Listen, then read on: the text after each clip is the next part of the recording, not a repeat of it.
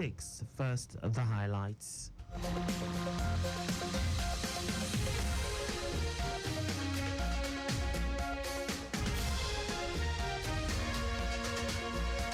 Governor Sanwo-Olu distances Lagos State from proposed Igbo must go protest, sues for peace. Military wants looters to desist from destruction, calls for calm. On the quarantine, mariners bury slain Hamas leader Ismail Haniyeh in Qatar amid vows of revenge against Israel. And in sports, Morocco defeats USA in Paris Olympics men's football to reach first semi-finals. Now the details. I am Akan Usen.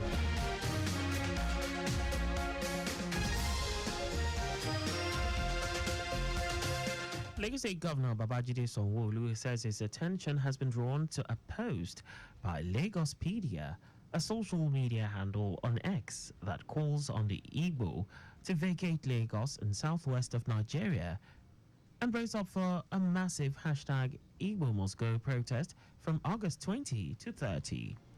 In a statement signed by his special advisor on media and publicity, Boyega Akoshile, the governor distances the state and his administration from the reckless, divisive, and dangerous rhetoric, saying Lagos remains home to every Nigerian citizen, regardless of their ethnic nationality. Governor Sanwo-Olu appealed to Lagosians not to allow any person or group of individuals to create tensions in the state, calling on security agencies to promptly investigate those behind the handle and bring them to justice. Also, Lagos State Governor Babajide Sanwo-Olu has hailed residents of the state for their peaceful disposition to the nationwide hunger and hardship protests. In a statement by Commissioner for Information and Strategy, Benga Omotosho, the governor said it was also noticed that the slowdown of business in some parts of the state, perhaps because of the fear that hooligans and architects of anarchy might endanger the state's harmony. Omotosho explained that by the conduct of Thursday's protests, Lagosians have chosen to embrace peace and shun the path of destruction while expressing their views and constitutional rights to protest. He noted that the message of the protest, hunger in the land, has also been well noted, but it is important to reiterate that the federal government is taking steps to reverse the situation. Mr. Sanwo-Olu, the governor, has said that he has had them loud and clear. Now it's time to go home. Now it's time to rest the protest. Now it's time to cut it off and move on to action. See what the government will do about all of the things that they have said. At the state level, the commissioner noted that Governor Babajide Sanwo-Olu has promised that the popular Sunday market will return with its 25% discount on all major food items, while the medical outreach, which offered thousands of people treatment free of any charge, will also return. Omotosho also hailed the professional conduct of all security agencies, community leaders, religious leaders, residents association and others who ensured that peace was not compromised in the state, while enjoining Lagosians to go about their businesses without any fear. He added that the state government will continue to engage all stakeholders to ensure that Lagos State remains peaceful and a beacon of hope for all.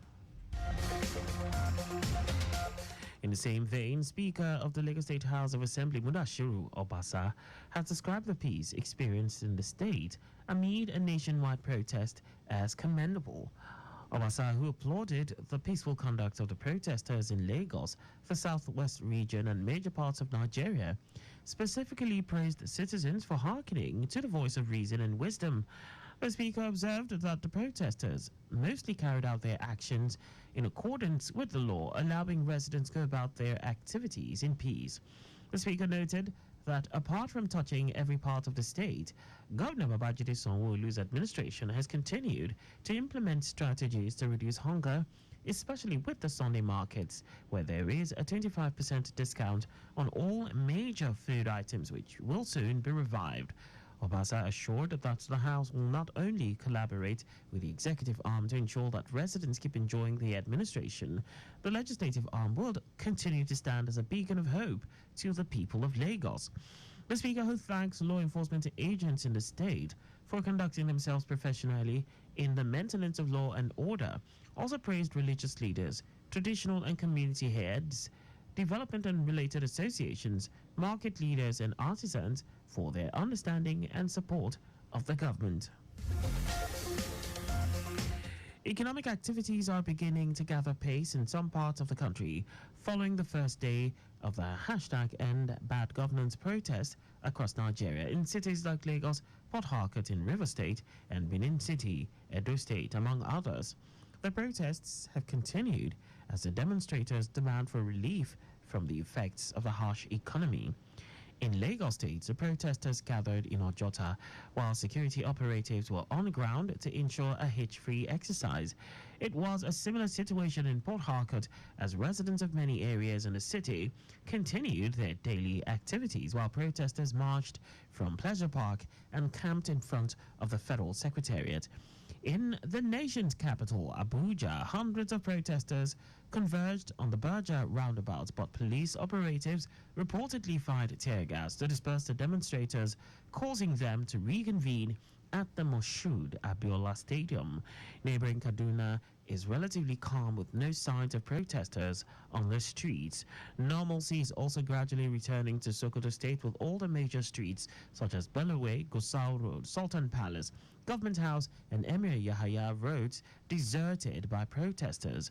Some traders, especially along the Old Market, Sahara, and Central Market, slightly opened their shops for business transactions on Friday. Meanwhile, banks, as well as some government offices, remain under lock. Meanwhile, Amnesty International has claimed that 13 persons were killed in the first day of the nationwide protests that hit parts of the country, calling for a probe.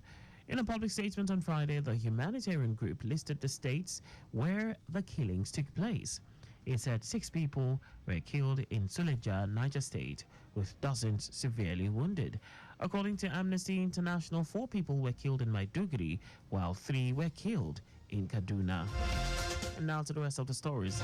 The military has warned looters taking advantage of the #EndBadGovernance nationwide protests to desist from the destruction of lives and properties. At a press conference in the nation's capital, Abuja, on Friday, the Chief of Defense Staff, Christopher Musa, said that the armed forces will take action due to the massive destruction experienced on the first day of the demonstrations and will not allow looting and destruction to fester. Musa said the Bola Tinubu administration has been in power for 1 year and the government has been doing its best to boost economic activities. He also said the economic crisis and high cost of living in Nigeria is a global phenomenon and urged Nigerians to give the government time to address the challenges. In a related development, the Federal Capital Territory Police Command has called on medical personnel to report anyone with gunshot wounds to the police. The command said it engaged some hoodlums in a fierce-gun duel, with many of them escaping with gunshot injuries, noting that the hoodlums had taken advantage of the hunger protests to embark on massive extortion and assault on innocent citizens along the Lugbe end of the FCT. The command, in a statement by its spokesperson, Joss Finn, they said the command was requesting in line with the Compulsory Treatment and Care for Victims of Gunshot Act 2017. They said the residents alerted the police about the incident. 227 media personnel from 24 media outfits representing print, radio, television, and online media have uploaded their detail for coverage of the Edo and Ondo gubernatorial elections. Chairman of the Independent National Electoral Commission INEC, Mahmood Yakubu, stated this in Abuja during a consultative meeting with the media. In Abuja, Yakubu also urged other media organizations willing to cover the elections to submit their applications before the deadline on the first week of September. He said early submission of applications will enable the Commission to produce and deliver the accreditation tags for the reporters, camera operators, technical and other support staff in good time for the election. The INEC chairman said the commission would collaborate with security agencies to ensure the safety and protection of media personnel and equipment, as well as INEC officials, observers, service providers, and the voters. Now to foreign news. Hamas chief Ismail Haniyeh, who was assassinated in Iran on Wednesday, has been buried in a Muslim ceremony in Qatar. Funeral prayers were held at Qatar's Imam Mohammed bin Abdul Wahab Mosque, the largest in the country, before his body was taken in a coffin draped in a Palestinian flag for burial at a cemetery in Lusail, a city north of Doha.